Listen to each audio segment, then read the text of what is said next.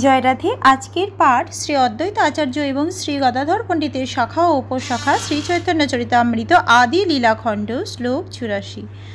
শ্রীনাথ চক্রবর্তী আর উদ্ভব দাস, জিতামিত্র কাষ্ঠকাটা জগন্নাথ দাস। পঞ্চদশ শাখা হচ্ছেন শ্রীনাথ চক্রবর্তী, ষোড়শ উদ্ভব, সপ্তদশ জিতামিত্র, অষ্টাদশ জগন্নাথ দাস। শ্রীহরি আচার্য সাদি পুরিয়া গোপাল, কৃষ্ণদাস ব্রহ্মচারী পুষ্প গোপাল। ঊনবিংশতিতম শাখা হচ্ছেন শ্রীহরি আচার্য, বিংশতিতম সাদি পুরিয়া গোপাল, একবিংশতিতম কৃষ্ণদাস ব্রহ্মচারী, দ্বাবিংশতিতম পুষ্প গোপাল। শ্রীহর্ষ রঘু মিশ্র পণ্ডিত লক্ষ্মীনাথ বঙ্গবাটি, চৈতন্য দাস শ্রী রঘুনাথ। ত্রয়োবিংশতিতম শাখা হচ্ছেন শ্রীহর্ষ, চতুর্বিংশতিতম রঘু মিশ্র, পঞ্চবিংশতিতম লক্ষ্মীনাথ পণ্ডিত, ষড়বিংশতিতম বঙ্গবাটি চৈতন্য দাস, সপ্তবিংশতিতম রঘুনাথ। অমোঘ পণ্ডিত হস্তি গোপাল, চৈতন্য বল্লভ, যদু গাঙ্গুলি আর মঙ্গল বৈষ্ণব। অষ্টবিংশতিতম শাখা হচ্ছেন অমোঘ পণ্ডিত, একত্রিংশতিতম হস্তি গোপাল, ত্রিংশতিতম চৈতন্য বল্লভ, একত্রিংশতিতম যদু গাঙ্গুলি, দ্বাত্রিংশতিতম মঙ্গল বৈষ্ণব। চক্রবর্তী শিবানন্দ সদা ব্রজবাসী, মহাশাখা মধ্যে তেহ সুদৃঢ় বিশ্বাসী। ত্রিংশতিতম শাখা শিবানন্দ চক্রবর্তী, যিনি সর্বদা বৃন্দাবনে বাস করতেন। তাঁর ভগবত বিশ্বাস ছিল অত্যন্ত গূঢ়। তাকে গদাধর পণ্ডিতের এক মহাশাখা বলে বিবেচনা করা হয়।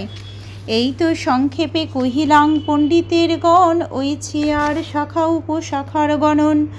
এভাবেই সংক্ষেপে আমি গদাধর পণ্ডিতের শাখা ও উপশাখার বর্ণনা করলাম, যা আমি এখানে বর্ণনা করলাম না। এই রকম আরও অনেক শাখা আছে। পণ্ডিতের গণ সব ভাগবত ধন্য, প্রাণবল্লভ সবার শ্রীকৃষ্ণ চৈতন্য। গদাধর পণ্ডিতের সমস্ত অনুগামীরা হচ্ছেন মহাভাগবত, কেননা শ্রী চৈতন্য মহাপ্রভুকে তারা তাদের জীবন স্বরূপ বলেই জানেন। এই তিন স্কন্ধের কইলু শাখার গণন, যা সবা স্মরণে ভববন্ধ বিমোচন। এইসব শাখা ও উপশাখাগণের স্মরণ করলে ভববন্ধন মোচন হয়। যা সবার স্মরণে পাই চৈতন্য চরণ, যা সবার স্মরণে হয় বাঞ্ছিত পুরাণ। এই সমস্ত বৈষ্ণবদের স্মরণ করলেই শ্রী চৈতন্য মহাপ্রভুর শ্রীপাদপদ্মে আশ্রয় লাভ করা যায়। শুধুমাত্র তাঁদের পবিত্র নাম স্মরণ করলেই সমস্ত অভিলাষ পূর্ণ হয়। অতএব তা সবার বন্দী এ চরণ, চৈতন্য মালির কহি লীলা অনুক্রম। তাই আমি সমস্ত বৈষ্ণবদের চরণে প্রণতি নিবেদন করে আমি মালিরূপী শ্রী চৈতন্য মহাপ্রভুর লীলা ক্রমানুসারে বর্ণনা করব। গৌর লীলামৃত সিন্ধু অপার ও অগাধ, কে করিতে পারে তাহা অবগাহ সাধ। শ্রী চৈতন্য মহাপ্রভুর লীলা সমুদ্র, অপরিমেয় ও অগাধ। এমন কেউ আছে কি যার সেই বিশাল সমুদ্রে পরিমাপ করার সাহস আছে? তাহার মাধুর্য গন্ধে লুব্ধ হয় মন, অতএব তটে রহি চাকি এক কণ। সে গভীর সমুদ্রে ডুব দেওয়া সম্ভব নয়, কিন্তু এর সুমিষ্ট সুগন্ধ আমাকে আকর্ষণ করে।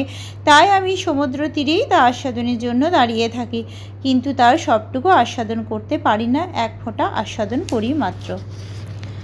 শ্রীরূপ রঘুনাথ পদে যারাস, চৈতন্য চরিতামৃত কহে কৃষ্ণদাস। শ্রীল রূপ গোস্বামী, শ্রীল রঘুনাথ দাস গোস্বামী শ্রী পাদপদ্মে আমার প্রণতি নিবেদন করে, তাদের কৃপা প্রার্থনা করে এবং তাদের পদাঙ্ক অনুসরণপূর্বক আমি কৃষ্ণদাস চৈতন্য চরিতামৃত বর্ণনা করছি। আজকের পাঠ এই অবধি। ভজ শ্রীকৃষ্ণ চৈতন্য প্রভু নিত্যানন্দ, শ্রী অদ্বৈত গদাধর শ্রীবাসাদি গৌর ভক্ত বৃন্দ। হরে কৃষ্ণ কৃষ্ণ কৃষ্ণ হরে হরে, হরে রাম রাম রাম হরে হরে।